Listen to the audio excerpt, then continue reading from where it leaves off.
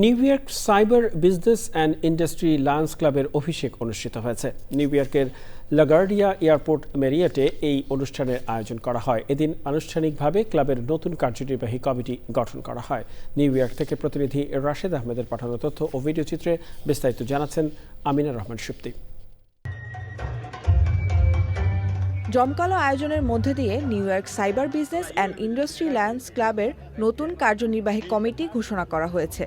ক্লাবটির নবগঠিত কমিটিতে সভাপতি হিসেবে নির্বাচিত হয়েছেন সাদমান নওয়াজ, সেক্রেটারি হিসেবে নিশান রহিম, মেম্বার হিসেবে সাদিয়া নওয়াজ এবং ট্রেজারার হিসেবে দায়িত্ব পান রাব্বি এফ সৈয়দ। অনুষ্ঠানে বিশেষ অতিথি হিসেবে উপস্থিত ছিলেন New York state senator John Lu, New York state assemblyman Jennifer Rajkumar, বিশিষ্ট ব্যবসায়ী ও নিউ ইয়র্কে গোল্ডেন এজ হোম কেয়ারের প্রেসিডেন্ট লায়ন শাহনেওয়াজ, বাংলাদেশ সোসাইটির সভাপতি আতাউর রহমান সেলিম সহ আরও অনেকে। So I'm really happy, proud that 20 Ardu district has got a new club in the name of, we can say, the Business and Industry Lions Club. At a short form, we can say it's a Lions Chamber of Commerce Lions Club.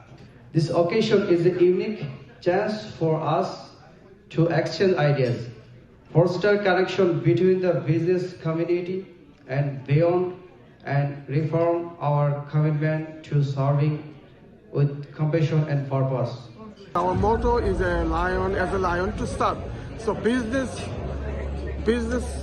entity, they serve already the community. By business, they do the philanthropy work. So we are gathering all the people to serve the worldwide. It's our first charter night and our award ceremony for our New York Industry Business Alliance Club. I am the club president, and we're going to be holding a ceremony very soon.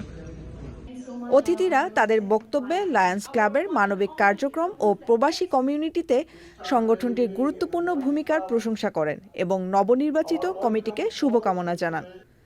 সবশেষ সঙ্গীতানুষ্ঠানের মধ্য দিয়ে আনন্দঘন পরিবেশে অনুষ্ঠানটি শেষ হয়। Amina Rahman Supti, channel I.